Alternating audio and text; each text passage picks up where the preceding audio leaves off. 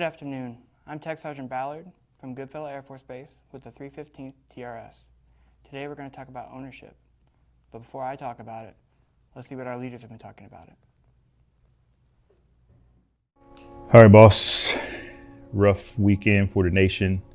Lots of racial tension.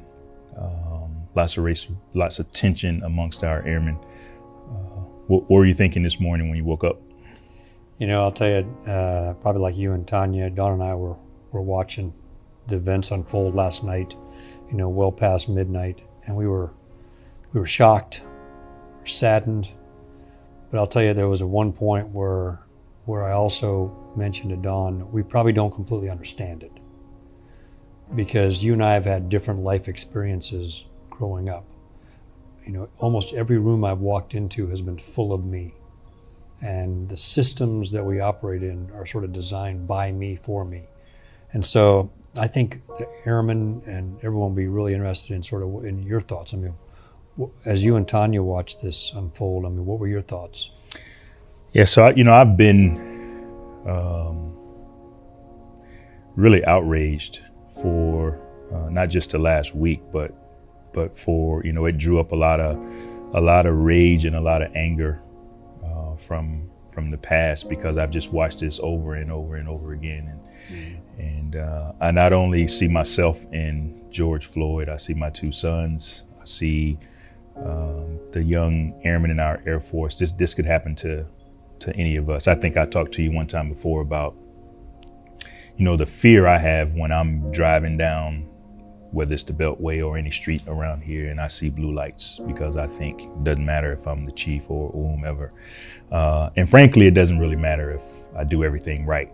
I think I see some people that focus on, hey, if you just be polite and show your hands, and you know, you can still end up in this same situation. So this has been a tough week for me, just kind of thinking about this, and my greatest fear, it's not for myself, it's that I'll wake up one day and one of our airmen will be George Floyd or Tamir Rice, or, you know, you Philando Castile, you name the person. So it's been tough, but I also realized that one, it's okay for us to be angry. It's okay for me to be angry, but at some point I then have to decide, okay, what next, and what should we be doing about it? What conversations should we be having?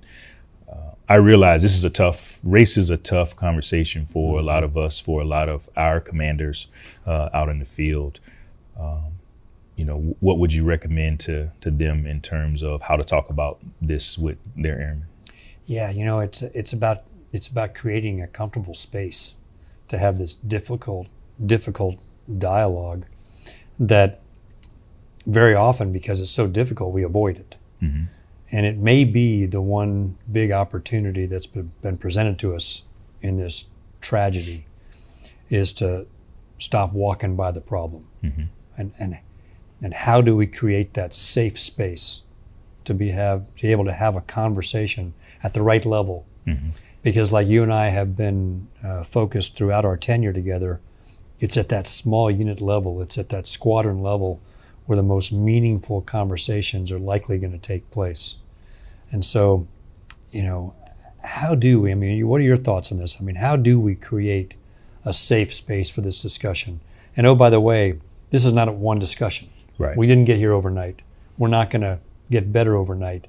This is weeks and months of engagement at every echelon of command to create the safe space for greater understanding. I mean, any thoughts on, you know, what our command teams ought to be thinking about? Yeah, I think, you know, I hear commanders, you know, say all the time, I hear leaders, commanders, chiefs, first sergeants say all the time that one of their strengths is the ability to have tough conversations and whatnot. Well, now is the time to prove it, right? These conversations are difficult, they're tough, but they are necessary. I mean, you have to be able to talk about this. Really, you have to, I think, more than talk about it, you got to be willing to listen to how our Black airmen feel about not just this situation, but how they feel in general. You know, I think we should probably acknowledge too, boss, that even though events transpired pretty quickly over the weekend, you and I were probably a little bit late to need on addressing this issue. I know our airmen have been waiting on us to talk about it, and I'm glad that we're getting this opportunity to talk openly about something that's important to lots of our airmen. Yeah, I mean, I completely agree. And if we can all jump on this, if we can all seize this opportunity to have this conversation, to create the space that we need to get better as an institution. And the piece that you wrote over the weekend is powerful. And it's classic Chief Wright, getting to the heart of the issue and educating all of us on an area that we all as leaders need to be better at. And I think if we all strive to do that, to gain better understanding, to understand our airmen, to acknowledge that we do have a problem in our Air Force that we have to get after, that's our role as leaders. Yes, sir. And I'll tell you, I know I speak for 685,000 airmen who are just thrilled that you're our chief. Yeah. So thanks for that. Yes, sir. Thank you. Lots of work to be done. Amen. All right.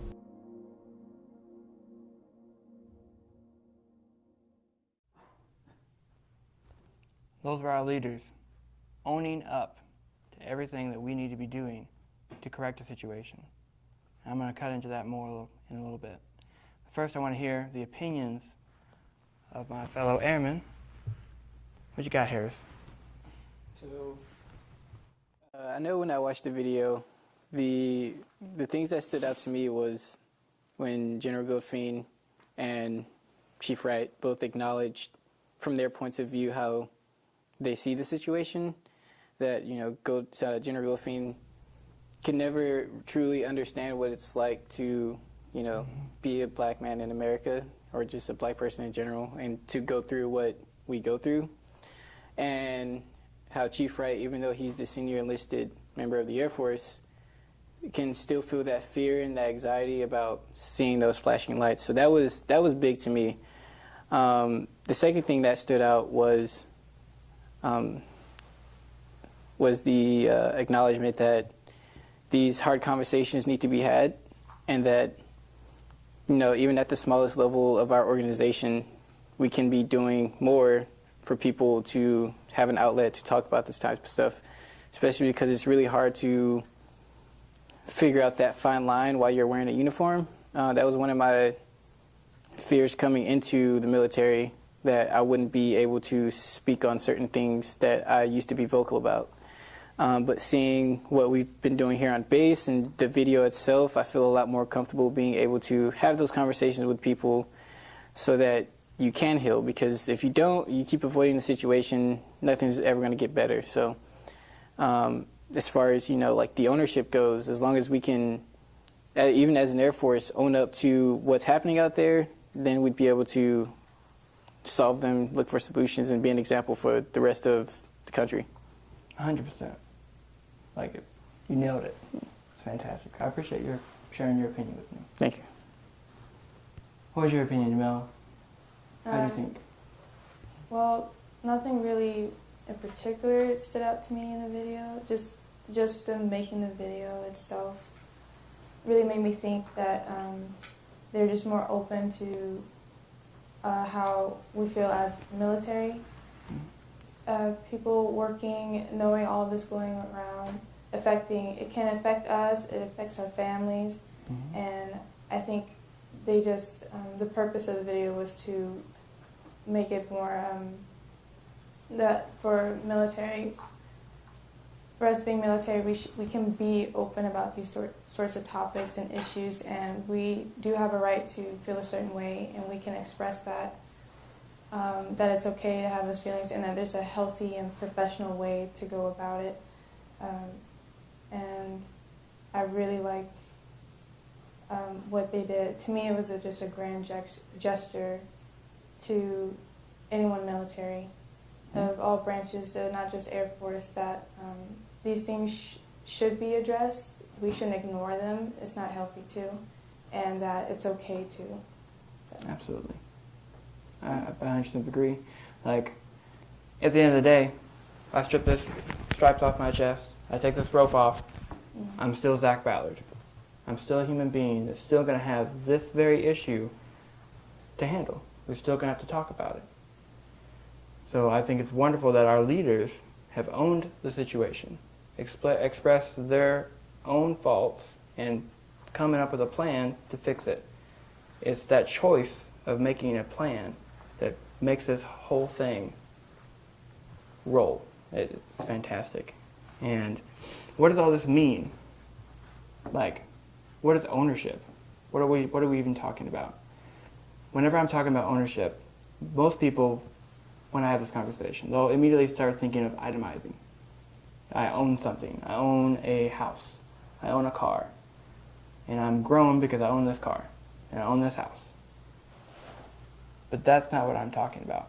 Ownership is accepting the fact that bad things are going to happen and still going forward. It doesn't matter if I succeeded or failed, I'm still pressing forward to my end goals. And after I get that goal, I'm going to own it and keep going. That is what the Air Force wants to get across to all of the airmen.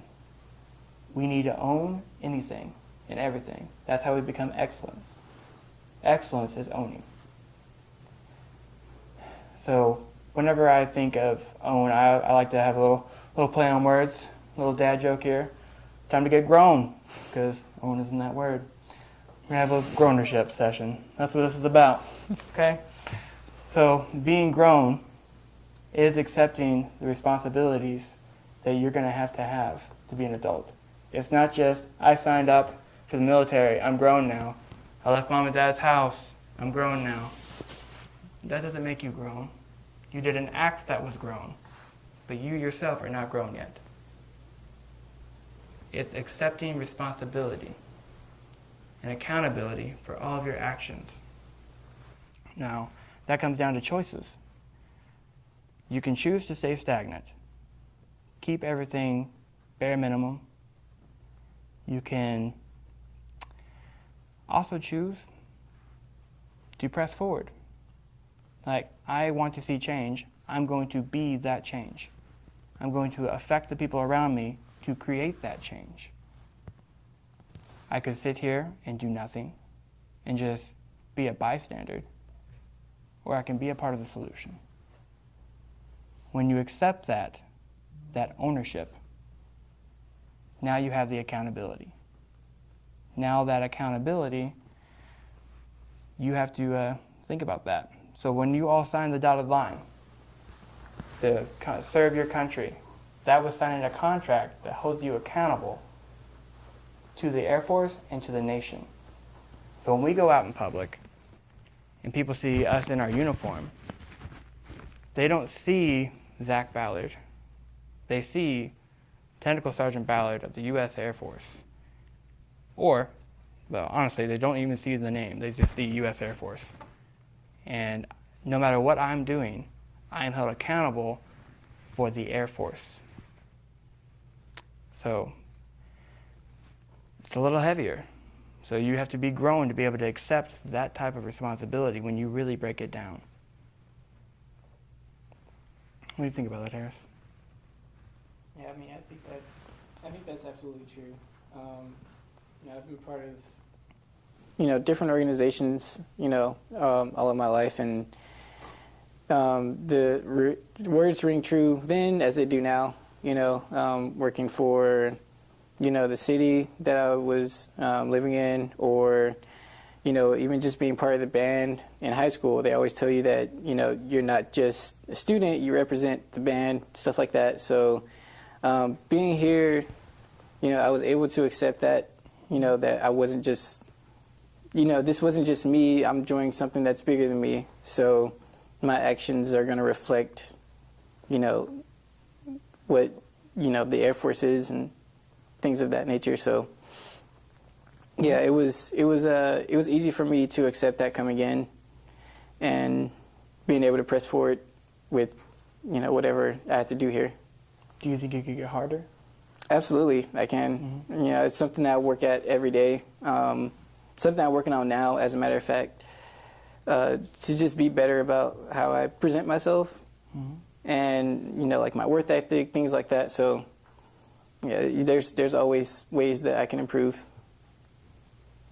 Just keep pushing. That's the whole point. What do you think, Jamila? I agree with Harris. That's how I felt going into the recruiter's office. I really, weighed the options, circumstances, the responsibility that comes with signing that dotted line. It was one of the, I'd say, the biggest commitments I've ever made, and I don't really want to have any regret my experience in the military, the United States Air Force. And I don't want the Air Force to regret allowing me in to serve. So I have to, I'd say Harris hit all the points. That's fantastic. That's awesome. Do I have any questions from the chat? That's a question. I see there's 19 people watching. Y'all got any questions?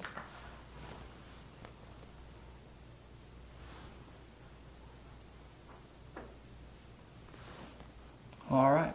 This concludes my brief.